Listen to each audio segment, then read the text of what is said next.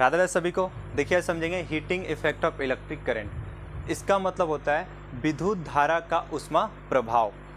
देखिए जैसे आप लोग फ़ोन ज़्यादा यूज करते हो तो फ़ोन क्या होता है, हीट हो जाता है।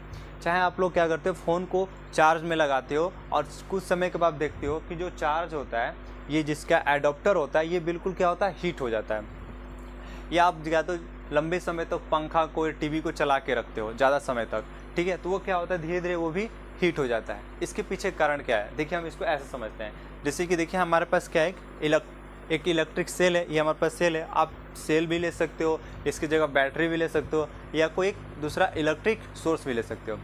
देखिए हम इस सेल से समझते हैं। जैसे हमारे पास ये सेल है, तो ये सेल में क्या होता है ना, एक केमिकल रिएक्शन होता है। सेल में भी होता है, बैटरी में होता है, चाहे कोई दूसरा इलेक्ट्रिक सोर्स भी हो उसमें भी होता है। इलेक्ट्रिकल सोर्स में सेम वही चीज़ केमिकल रिएक्शन होगा। जब क्या होता है, इसमें केमिकल रिएक्शन होता है तो इसमें क्या बनता है, पोटेंशियल डिफरेंस बनता है। वो पोटेंशियल डिफरेंस क्या करता है, इसके अंदर इस सेल में क्या पाया जाता है, चार्ज, या उसे हम क्या बोलते हैं, इलेक्ट्रॉन।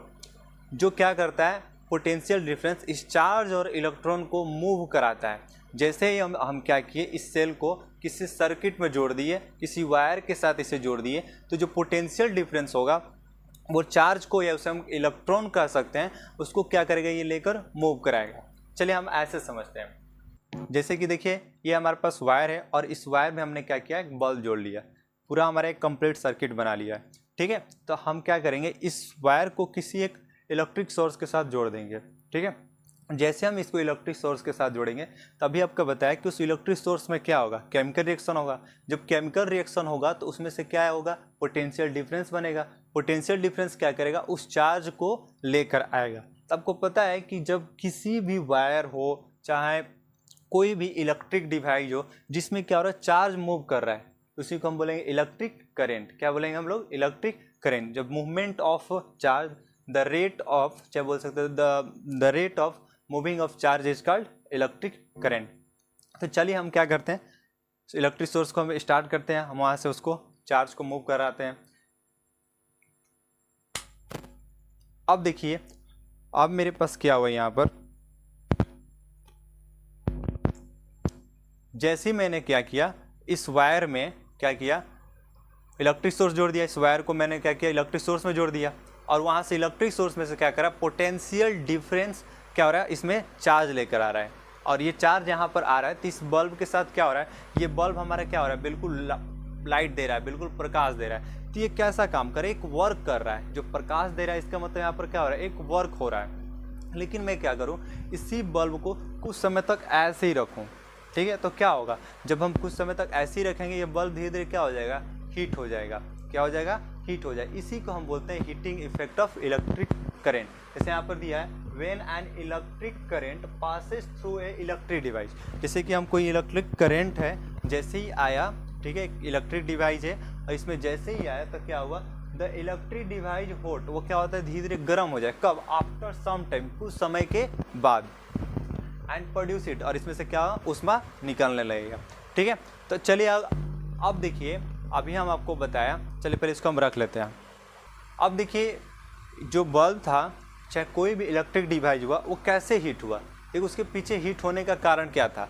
जैसे कि कोई भी आप इलेक्ट्रिक डिवाइस ले लें, वायर ले लें, या इलेक्ट्रिक इक्विपमेंट ले लें, या कोई सर्किट ले लें, उसमें हमारा रेजिस्टेंस मिलता है, उसमें हमारा रेजिस्टेंस रहता है, किसी में ज़्यादा होता है, किसी में कम होता है, ठीक है। और रेजिस्टेंस क्या करता है, करंट को रोकता है। जैसे ही उसमें करंट आता है, उसको रोकता है। जब दोनों में करंट और रेजिस्टेंस में लड़ाई होता है, तो वहाँ पर जो भी इक्विपमेंट होती है, जो भी इलेक्ट्रिक डिवाइस होता है, वहाँ पर हीट जनरेट होना है, ठीक है। अब देखिए, अभी आपको हम दिखाया बल्ब का एग्जांपल, तो यहाँ पर क्या हो रहा है, हीट थोड़ा आफ्टर सम टाइम, कुछ समय तक के बाद ही वहाँ पर आया, ठीक है। तो वहाँ पर क्या हो, रेजिस्टेंस थोड़ा कम था, इसलिए वहाँ पर हीट थोड़ा समय के बाद उसमें से निकला, उसमें से उष्मा थोड़ी देर बाद निकला। लेकिन कुछ ऐसे भी वस्तु होते हैं जिसमें क्या होता है, जैसे ही करंट जाता है और उसमें रेजिस्टेंस बहुत ज़्यादा होते हैं, ठीक है, इसमें बहुत जल्दी से हीट आ जाता है। जैसे कि आपको बताता, इलेक्ट्रिक हीटर, जिसको हम ठंडी में यूज़ करते हैं, आराम से बैठ के इलेक्ट्रिक हीटर स्टार्ट करते हैं, आराम से अपने बॉडी को हीट करते रहते हैं अपने, ठीक है। दूसरा हमारा आता है इलेक्ट्रिक स्टोव आता है। जो इलेक्ट्रिक स्टोव किसका काम होता है, हम जब खाना वाना बनाने में काम करते हैं, एक आता है इलेक्ट्रिक आयरन होता है। इलेक्ट्रिक आयरन का क्या काम होता है, जैसे हम कपड़े को प्रेस करने में हमारा यूज होता है।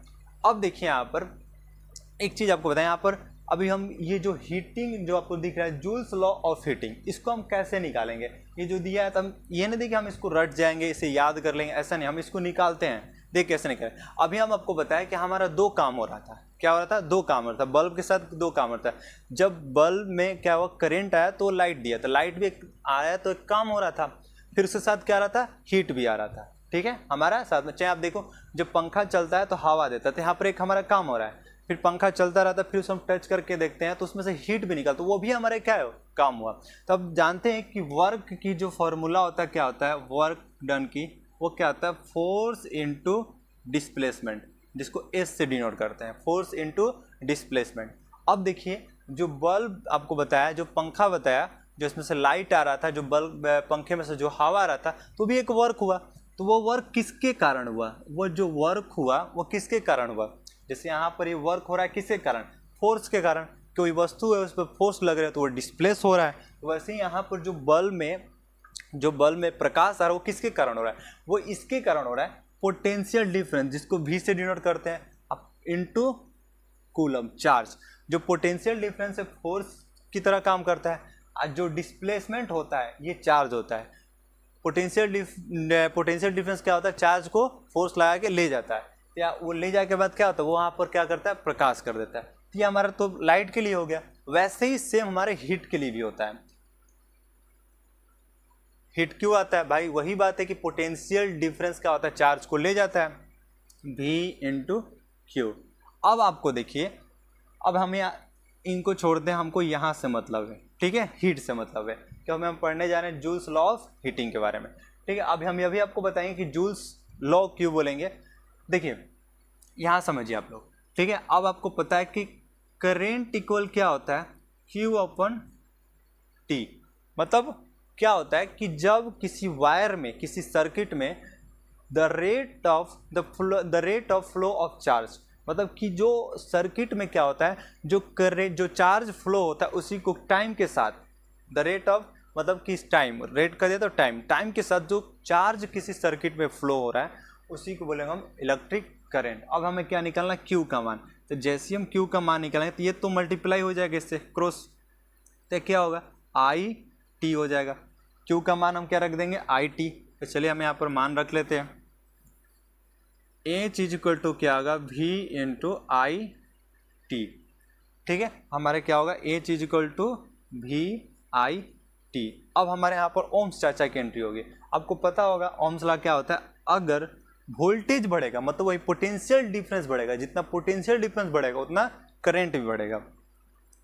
वो डायरेक्टली प्रोपोर्शनल क्या होता है, करंट का क्या सेम होना चाहिए, सिर्फ वहाँ पर रेजिस्टेंस सेम है, इसलिए वहाँ पर क्या होता है, रेजिस्टेंस सेम है मतलब कांस्टेंट का साइन लगता है, तो यहाँ पर रेजिस्टेंस हमारा सेम रहेगा। तो R, तो V इक्वल टू क्या होता है, IR। ये ओम्स चाचा का फॉर्मूला है, ठीक है। तो V का मान क्या है, IR। तो H इक्वल टू V की जगह हम IR रख सकते हैं, बिल्कुल, और साथ में हमारा ये IT। अब हम इसको लिख सकते हैं, 2I है, जब गुना होगा तो क्या होगा, I² RT। इसी को तो बोलते हैं भाई क्या, जूल्स लॉ ऑफ हीटिंग। अब अभी आपको बताया ना कि heat is measured in joules. Joules में क्यों मेजर किया जाता है, देखिए वर्क डन होता है वो जूल्स में होता है, ठीक है। तो यहाँ पर जो हीट हो रहा है ये किसके तरह काम कर रहा है, एक वर्क का काम कर रहा है, इसलिए हम इसको जूल्स में मेजर करेंगे, और इसको क्या बोलते हैं, जूल्स लॉ ऑफ हीटिंग। अब यहाँ पर क्या होगा कि जो H है, हीट है, वो डायरेक्टली प्रोपोर्शनल है किसके, स्क्वायर ऑफ करंट के, और जो यहाँ पर H है, ये हीट है, ये किसके डायरेक्टली प्रोपोर्शनल है, रेजिस्टेंस के। वैसे ही जो यहाँ पर हीट है यहाँ पर किसके डायरेक्टली प्रोपोर्शनल है, टाइम के, सेम। तो आई होप, मुझे ऐसा है कि आप लोग यहाँ तक बिल्कुल अच्छे से समझ गए होंगे। तो हमारा जो नेक्स्ट वीडियो आने वाला है वो आएगा, इस पर न्यूमेरिकल टाइप क्वेश्चन लेकर आएंगे, जो प्रीवियस ईयर में आपका पूछा गया है, जो मेरे अनुसार बहुत ज़्यादा इंपॉर्टेंट क्वेश्चन है, उसको हम कल सॉल्व कराएंगे। तो चलिए हम अगले वीडियो में मिलते हैं। जय हिंद, जय भारत।